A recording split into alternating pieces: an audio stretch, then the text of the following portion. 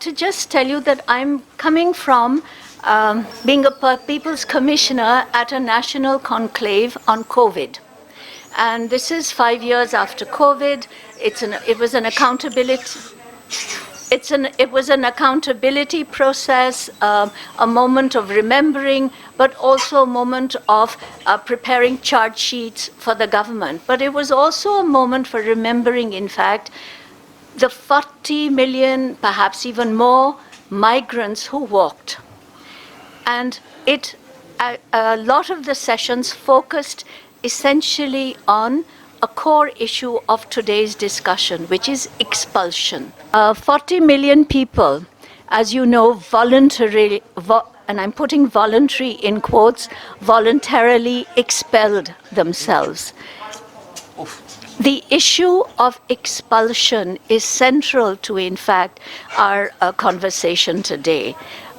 Expulsion in many ways, in the sense of both, of course, expulsion from the urban, the global cities, the metropolitan cities, the modern city, but also expulsion from the villages, from the peri-urban areas. And there was a speaker, Navsharan Singh, some of you might know her. She's been very active in the farmers' movement. She's from Punjab. And it was extremely interesting listening to her because she talked about a policy of expelling people, with land having become commodified, not only for infrastructure development because of these Bharat Malas that are these large roadways that are being built, but also because of asset securitization, all sorts of reasons for which, and the policy of creating a reserve labor force in the cities. Some of you may have read the IMF report, which says growth is the model for growth and development is the city, and that the rural population needs to be shifted out. Shifted out is, of course, a gentle phrase. Expelled is another one. Creating a reserve force, creating a labor force which is essentially informal and pushed towards irregularity, if not illegality. The reason that I'm emphasizing this is because one aspect of urban security is very much to do with the insecurity of tenure, the insecurity of labor, of informality, and of illegality. And that's one aspect of it.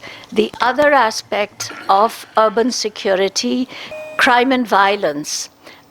And here we have, of course, as you can see, there is, in fact, the population that is regarded as, in fact, criminalized, as, in fact,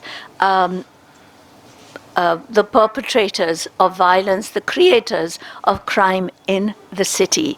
The third aspect, and I'm not sure whether we will be able to engage with this at all, which is, in fact, the insecurity of natural and man-made disasters in the city.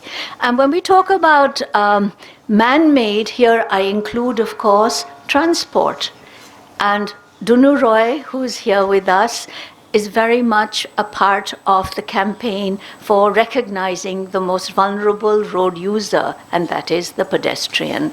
And that gives me an opportunity to introduce the panelists for today, or for this evening. There is Dunu Roy, who has, as I remember him, I mean, he's been an experimental educationist with the Shadol experiment, but I've known him as someone who has been critiquing the urban master plans of Delhi particularly, and from the perspective of the margins, labor, the underclasses, whether it's hawkers, but primarily I've known him as someone who has been interrogating Delhi's master plans and has actually been, his work has been recognized as influential as regards policy making. I don't know what level of changes he's been able to make. I'm sorry, I didn't think that I would be introducing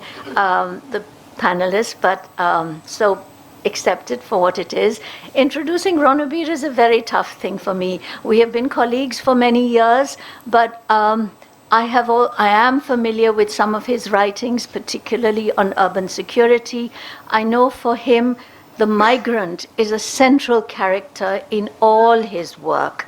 And I would presume that he's also, or she's also the central character in the question of urban security for him as well. Without much ado, because we've already lost a lot of time, let me ask the first question. What I'm going to do is ask maybe 3 questions and allow a conversation to flow. They can also question each other because this is a conversation. So my first question to start the ball rolling is, whose security? This question actually comes from, is the title of an essay by Dunu, a 2013 essay in Seminar, but there is a different, or rather there's a different formulation by Saskia Sassen, who has also written on this subject. She's an urban sociologist whose work on this issue has been hugely influential, and which is who owns the city? I want you to take this question as a teaser and see where you can go with this. Who do you think, whose city is it? Who owns this city? And what is the role of, in fact, the migrant as a person that inhabits the city? May I ask Dunu to speak first? Firstly, thank you, CRG, for organizing this towards the fag end of the day. It's an important issue. And to respond to your question, the answer, I think, is that firstly, who owns the city? And the question is answered depending on who you ask the question to. If you ask urban bodies, if you ask governments, if you ask industrialists, they're very clear who owns the city. It's essentially a matter of territory and markets. And that is what they see the city as. So if you're seeing the city as an engine of urban growth, then obviously the ownership lies in those who consider growth as being the ultimate objective. And growth means profits. Growth means returns on capital invested. So they are the ones who own the city. And whose insecurity is actually, curiously enough to my mind, the same people. They are the most insecure because they own an engine which can at any moment run amok. And it's their insecurity that breeds this, what we are calling securitization, of attempting to control an engine which has enormous power and which, frankly, there's not enough management practice or theory to explain how to control such an enormous engine. I will have a slightly different response to the question. City, in fact, is up for grabs, and city, in that sense, is a very contentious territory. Dunu is right, territory is the kernel of the city. If you remove territory, there is no city. But city, the birth of the modern city is inseparable from the accounts of the security question. So if there were no security question, there wouldn't have been a city. With all the apparatuses that you think of in urban management, in urban economy, urban politics, you will see that security is the driver. A few days ago, there was a small, very small story in a newspaper which said that one of the councillors of the Calcutta Corporation, apparently he is well considered by the electorate of the area, and he was known to be pleading for more water more electricity, more civic services to his word. And he now asks for more CCTVs for the area. And he's not a propertied man. And then the story says that, in fact, in Calcutta Corporation, the ward councillors are more and more asking for CCTV, which has greater importance in their mind than the usual civic services that they would ask for. So the security question is, in that sense, and I will stop there, is a symbol of the extreme contentions that mark the city. The migrants come and they claim the city. The people who think that they are the original, quote and unquote, residents of the city claim that it is their city. And Dunu speaks of the urban economy, those who think that city is the engine of growth, which it is true. They think that city is their territory. And the reason is that if you see the last 10 years, but 22, 23, the figure is that of the 20 cities, largest cities in the world in terms of population, 13 are from the southern world. And only 7 are from the northern world. And these cities are marked by a completely, how do you put it, interacting but a shadowy part within it populated by migrants. So when you were referring to Saskia Sassen in fact tells an interesting thing. She begins her own theorization, which was extremely North-centric, which was, in a very famous book called Global City. But Global City, he thought of Global City only of New York, London, and Tokyo.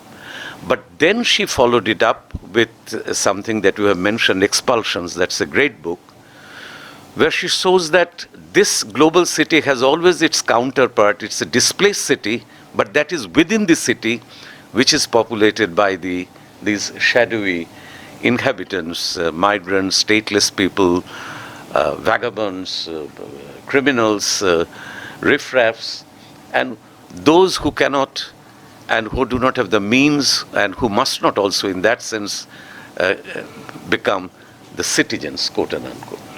Definition, they must remain unsettled. There's some problem with the mic. Should I, is this better? Is this better? No. For you it's okay. Ranabir's mic is not working.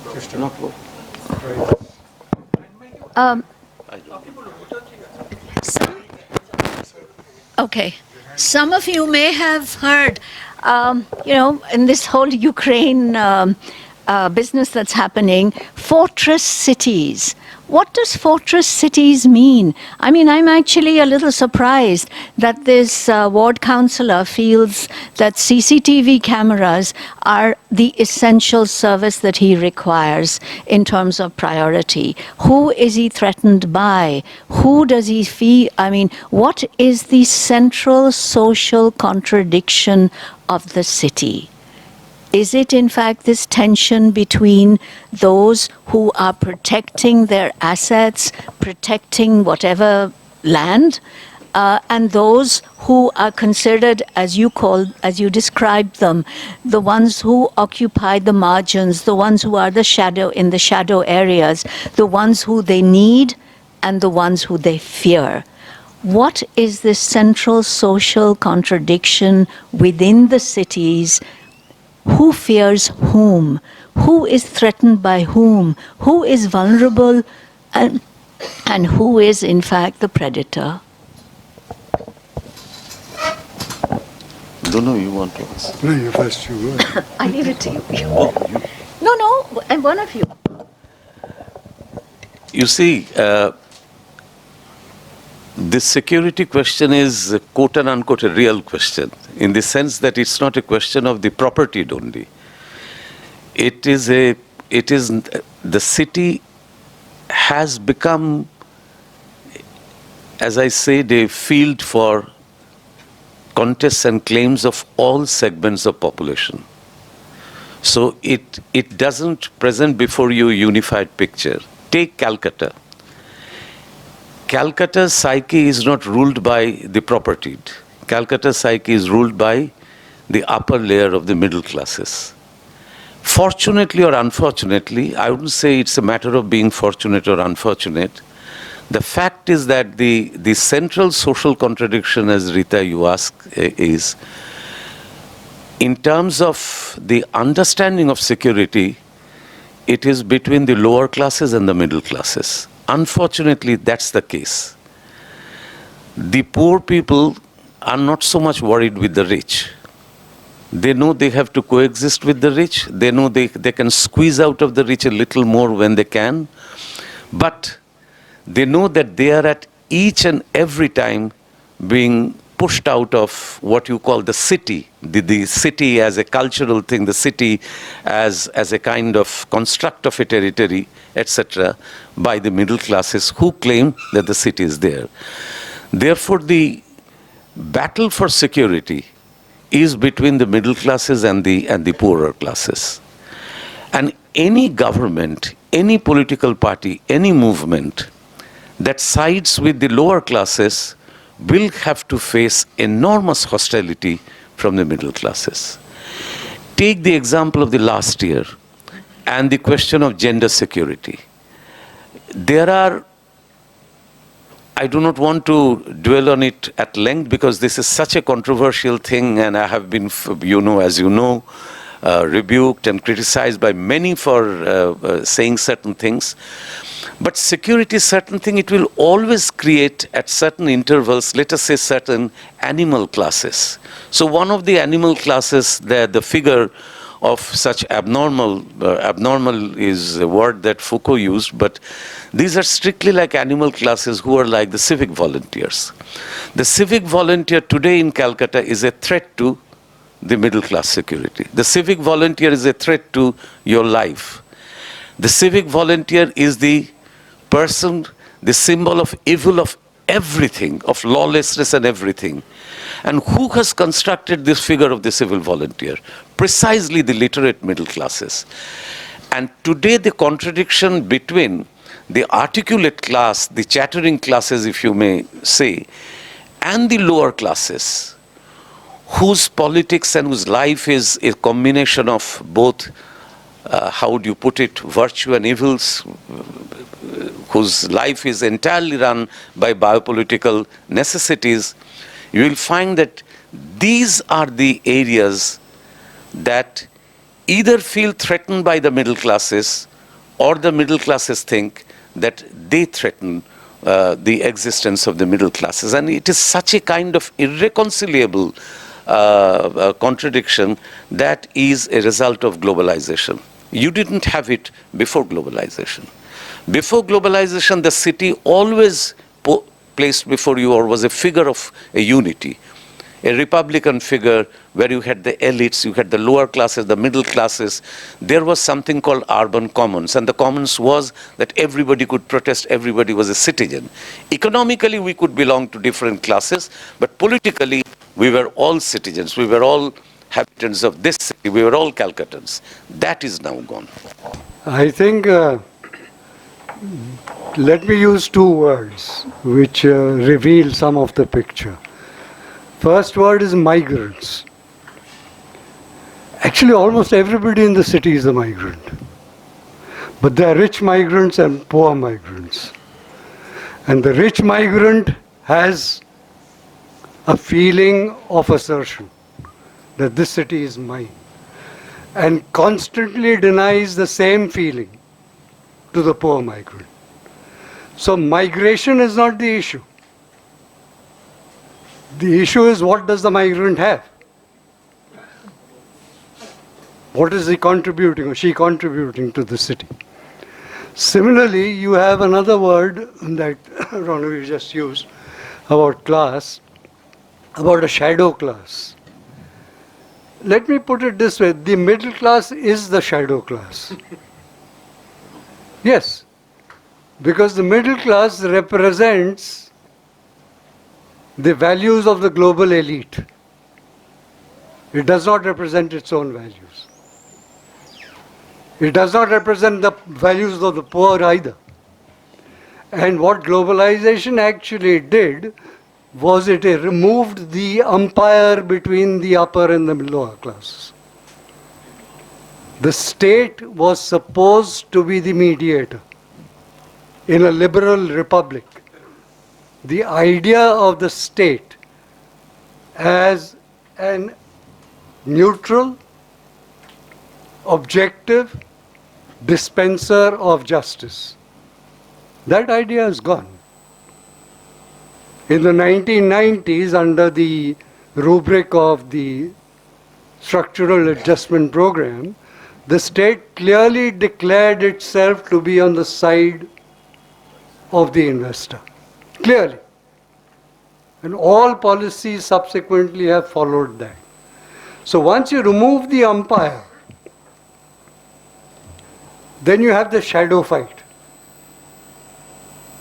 And in this shadow fight is the middle class which is being held up as responsible for the ills of the poor, because that very conveniently, in a sense, disguises the essential contradiction, if you like, between capital and labor.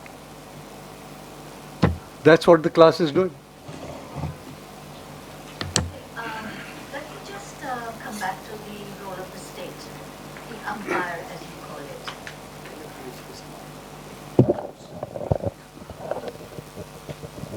it. There are about, I think, in this in the audience, am I incorrect to presume a fourth of us are from outside the city? Well, I hope so. But anyway, I'm presuming that. So, Ranabir, I am going to push you to share with us your article in The Wire on the incident that took place at the RH Kar Hospital. Oh, sorry, I stand corrected. And particularly in that article, the role of the state. But now there are of course different types of state, and here you used a phrase called the populist state. Can the populist state alienate the popular class? And who, of course, represents the popular class, but can a populist state alienate the popular class? Does that create some kind of a complex contradictions of the state, forget being a neutral empire, but that the state here cannot afford to alienate the class that votes for it? Maybe they can, and nor can they afford to alienate the class that funds it. No, I was hoping, Rita, that you wouldn't refer to that article because it has become infamous, that whole article. But, let me put it this way. See, one is that the way urban development is taking place, I cannot see any other route than the gender war that is happening. In other words, if I say that whatever development is taking place, I mean, I am reminded of Sylvia Federich's this famous book about Caliban and the witch, etc. But right now in Calcutta, throughout India, it is at the expense of women, it is at the cost of women that the development will take place, and that cost is very brutal, it is physical. Which is why I'm saying that security is not a phantom, it's not a phony problem. It is a real problem, it's a problem of physical security of women, one. And in that, once you acknowledge it, that whatever is happening at the cost of the safety of women or security of women, and if you broaden that problematic a little more, you will see that some of the class angles and the popular angles, they will become clear. At the end of a long agitation, and as I said that I do not want to go into that because this is not the place, but finally you found that the doctors had to focus on, let us say we want X number of CCTVs, that in the hospitals we don't have adequate security mechanisms, etc., surveillance mechanism. And at the same time, we were forgetting that this city is a city whose, let us say, the people who populate the city at night, and one of my best friends who died quite some years back, a very famous novelist, Raghav, I used to call him as Raghu, he wrote a two-piece article in Sunday magazine of Anandabajar Potrika called Rater Kolkata. And he was the first one to show that Calcutta by night is not Calcutta by day. That a city at night is a different night. The other city that I was trying to hint at, the city has its different self. It's a displaced city. It's a city which is always hidden, but that hidden city comes out at night. And who are the denizens of Calcutta by night?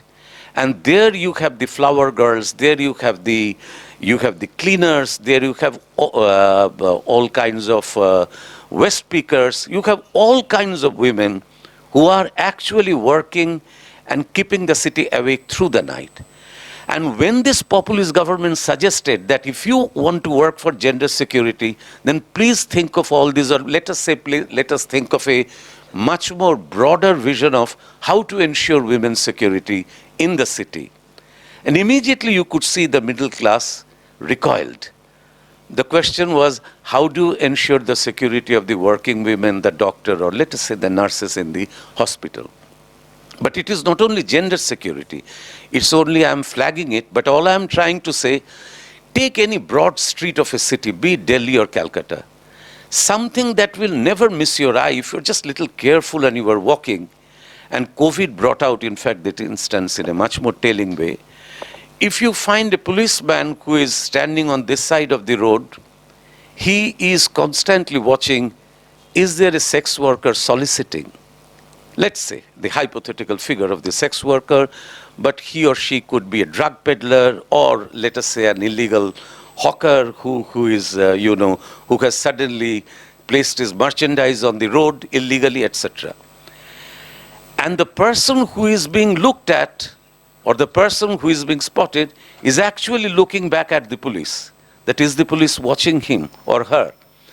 And this continuous gaze and counter gaze of security, who is actually watching whom, is the entire play of security today.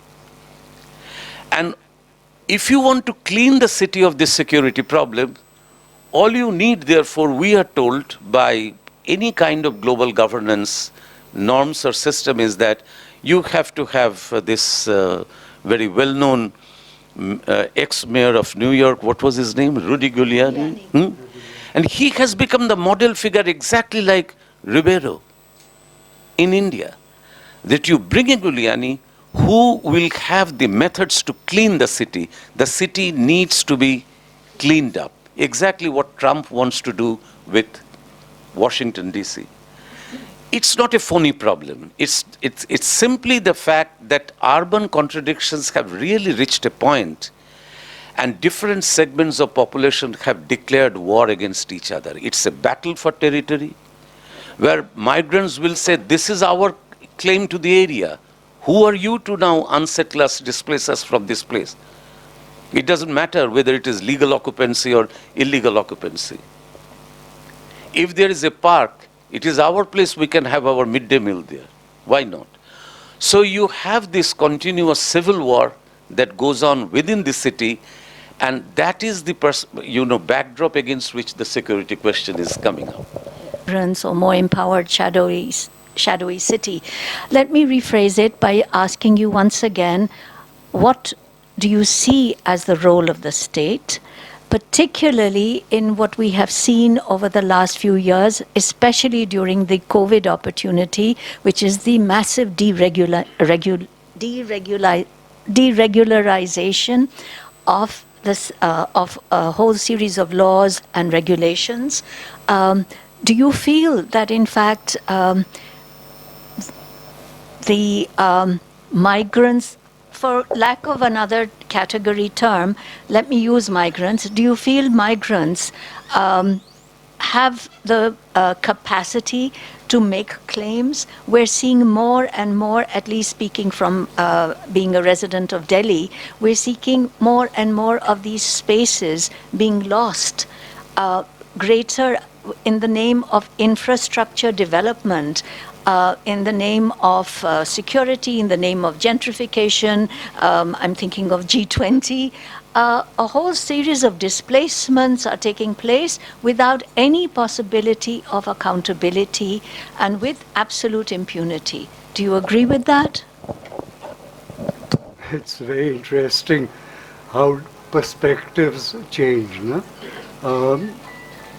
This business of gendered security, for example, minority security, another one, Bangladeshi security, which is now all over. It's not just Calcutta or Delhi, it's now almost in 100 cities all over India.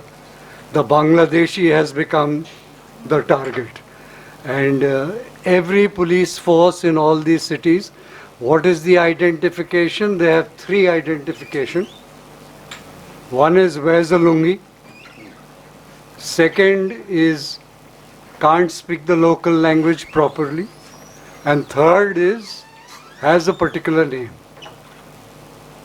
That's identification. Now, in this kind of a situation, what does security, for instance, mean? Now, one of the things, examples was given of the CCTV. There's a general belief that this eye in the sky will see everything, and having seen everything, you can control the city. But in public safety, there's a long-standing theory of eyes on the street, which is a very different perception. Eyes on the street means what? And this I give examples of gendered safety audits that have been done, I think, in about 48 cities so far. Women reporting where they feel safe, where they don't feel safe. For instance, crossing a police post is often considered to be unsafe. Crossing a dark spot is unsafe. Crossing a place where men are gambling is considered to be unsafe. So there are markers. Now, in all these places, where is safety lying? It's places which are well lighted and there are people on the street. And these are the places which vendors and hawkers will also be there. So it's interesting, what are the configurations? Which spaces get lighted? Which spaces have custom on the road? Which places markets are operating? And where women also feel safe. Now, unless the eyes on the street concept is accepted by authorities, you will always get the resort to the eyes in the sky. That somebody is watching. And unfortunately, the state today has been enamored by this technological imperative of eyes in the sky. And until and unless the nature of the state changes, which becomes more people-friendly, so to speak, this perspective is not going to change. And to change that, I would imagine, I mean, this is something that I put forward before all of you, because we've seen it everywhere. It's only when large organizations begin taking up these issues and saying, we'll put a stop to the functioning of the city if you don't listen. That's the only way that works, historically. Can I add something to what? You see, my point is that, and this is in response to Rita's original question about, as you said, during the COVID time and the role of the state, etc. One is that the big change, Dunu, that I am trying to, continuously steer our attention to, is that in democratizing the city, when it was, and it was a democratic pace, the working class played a huge role. You do not have the industries in the city anymore. Very briefly, where is the working class? much of it has vanished, much of it has dissolved into informal workers, informal work, etc. Many of the industries have been shifted out of the city. The city itself has changed to a great extent in terms of a place where different classes could coexist, including the laboring class. On the other hand, COVID has shown that with informality, in as much as we are losing space, we are also gaining space. So if you think of the informal workers, of whom migrants, form a big chunk, but think of the caregivers, think of the sex workers, think of the waste cleaners, all kinds of informal workers, you will see that a new kind of dialogic space has emerged. And COVID, in fact, showed that beyond the official, ways to save people, in fact, much of the ways in which people were being saved, including the digital mode through which oxygen supply was being, ensured, or relevant information was being relayed in the city, you can see that the city itself is now taking a new character, whereas our optics still remain the old. So that's the first thing that I wanted to tell. The second thing is, in a way, even more stark. While the opening up of a dialogic space is still, it's not very clear because it's in the making. COVID, I think, the epidemiological time showed it. But on the other hand, the point that I raised about the civic volunteer or people like them are the instances of the new race that is now happening. The underclass forms a new race. So three of the things that Dunu mentioned, all three, if you can see, they are biocharacteristics. What is their dress? What is their language? How do they speak? How do they appear? All those characteristics which mark race as a biological species. Here is someone, at some point of time, Bihar is in Mumbai. At another point of time, Biharis, UP people in Jammu and Kashmir or in Haryana, in the Punjab farm tracts, and now certainly Bengali-speaking people, where all your biocharacteristics will be now taken together as mark of a different space. So the worldwide war against migrants, and it is being conducted worldwide, is being conducted precisely on the cities. And therefore, if you look at the LA riots, for example, very recent LA riots, again, what you see is a kind of a biopolitical revolt against the way in which the modern city is, let's say, in the neoliberal time, is taking shape. And I think you've avoided using the word, but perhaps one should, in fact, foreground it, the racialization that is taking place. And with racialization, of course, it carries with it huge baggage. But I just want to ask someone, how much time do I have? I think you've run out of time. Huh? No. Okay, so then final question, and which emerges from, in fact, some of the things that you have been saying, which is that in the end, the city evolves its own mechanisms, its own ways of coping with these central contradictions. And so what do you see, in fact, as the possibilities of solidarity networks emerging? Do you see it in terms of, we don't really understand this civic volunteer thing. This is a new concept. Is it state empowered? Yeah, these are, well, Sabir, you can explain civic volunteer. Civic volunteer in army. I see. But it's still state empowered. Yes. And state paid. Yeah. Okay. So let's leave aside the civic volunteers, but I'm talking about, in fact, the emergence within the city of informal networks, solidarity networks, or you've used the word, the conflict is irreconcilable. If that is the case, what is the possibility, what is the scope for, in fact, any justice, any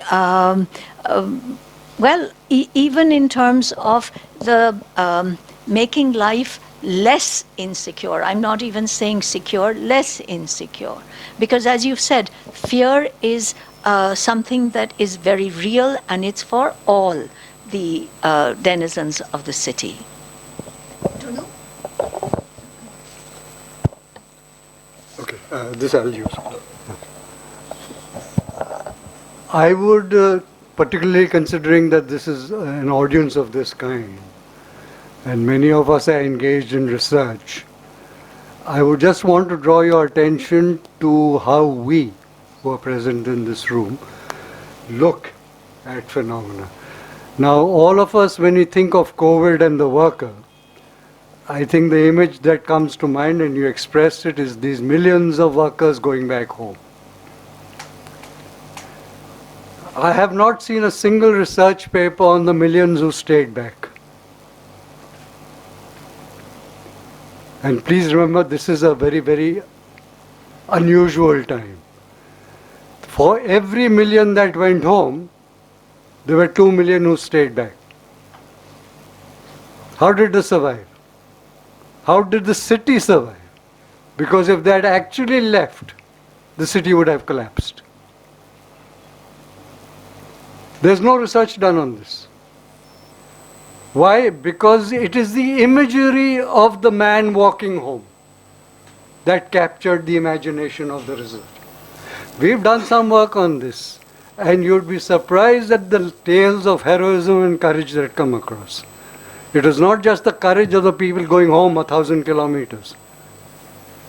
It's the courage of the people who stayed back and survived through that period.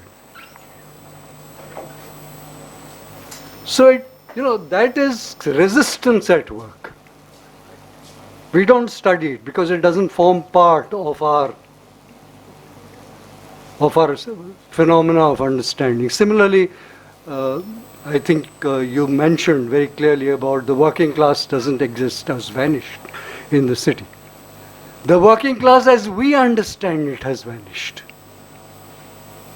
We were accustomed to the working class coming from the steel mills, from the textile mills, from the engineering industry in all cities, coming out in large numbers. Yes, that working class has disappeared. But there's a new working class. It's taken a new shape.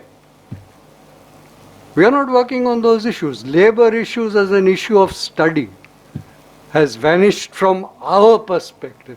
That does not mean that labor has vanished. And last thing, as you asked, what are the new organizational forms are developing? Gig workers unions. In all kinds of unions, cooperatives. Like the platform, the gig workers. They're not forming unions. They don't call themselves unions because they don't want to be registered as trade unions. But they're forming other associations, they're forming cooperatives. And it is at not just the workplace, it is where they live, where there is this racial intermixture, which is also existing, and what kind of support they give each other. I strongly feel that these subjects have disappeared from our research agendas. And because they have disappeared, we are getting some qualitative stories, but we are not getting analytical stuff. We have become used to this new mode of ethnographic studies. Now, ethnographic studies are good. They have a certain value, but they stop at a particular point. And we must expand that horizon. If we expand that horizon, I'm afraid I'm not a researcher, so I can't expand it for you.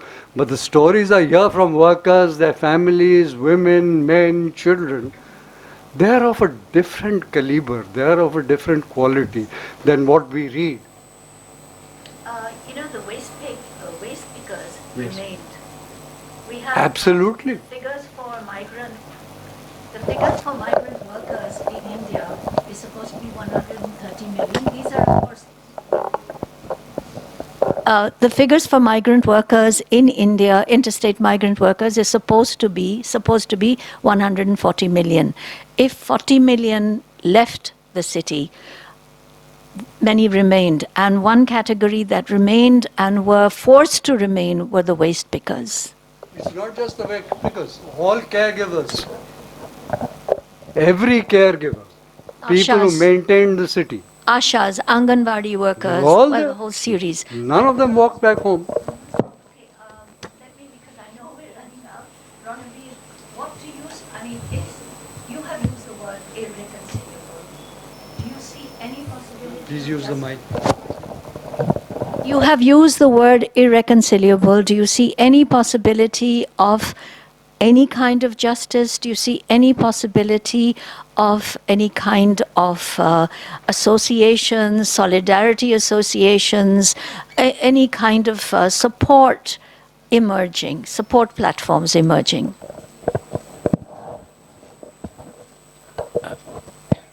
I do not want to be misunderstood. I mean, I'm not saying that solidarity platforms are not emerging. In fact, there are, and I agree completely with both Rita and Dunu, that new platforms of associations and solidarity, they are emerging. All I want to say is that, you see, in terms of the city is always being made and remade. So the city in that sense is technically, you can call it a palimpsest of several layers.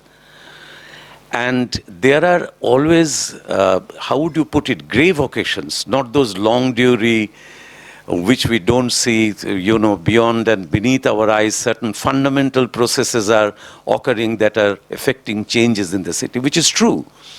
But on the other hand, each city, if you take the biography of a city, because I'm, familiar with Calcutta's biography, so that's why only that each city faces crisis. Plague restructured cities in the medieval time, on so many occasions. War. The future Gaza would be the Gaza through the war that is going on. And if you think of a war-ridden city, a war-devastated city, think of the cities of the Middle East. Think of Ho Chi Minh City today. All these have been remade through wars. They have been remade through revolutions. They have been remade through, as I said, irreconcilable conflicts. Those which cannot be reconciled.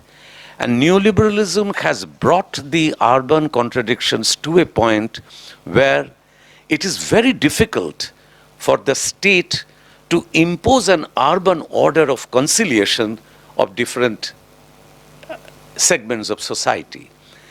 Given that situation, given where, as you said, racialization will happen, and our classes will always be now marked as different races against whom the war would be conducted, you have other kinds of biopolitical spaces that are opening up.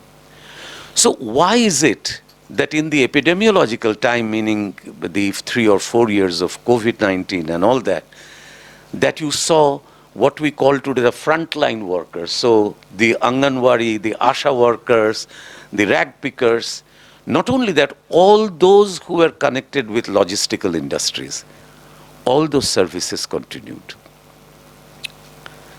The railway wagons, they continued to move. In rare cases, shipping stopped, but all those services that you consider to be important for logistical running of the economy, they all continued. And they continued from waste reprocessing to container shipping, everything, including farm working in certain countries. There are some classic accounts of in Bangladesh, which were actually the trades or the professions that continued through the COVID time. Similarly of Calcutta. And in the Krishna Trust, I remember a few years back, somebody would correct me if I'm wrong, we honored a person who is owner of a small petrol pump. And he decided during the COVID time to stop his service because he was not selling petrol or diesel to that amount.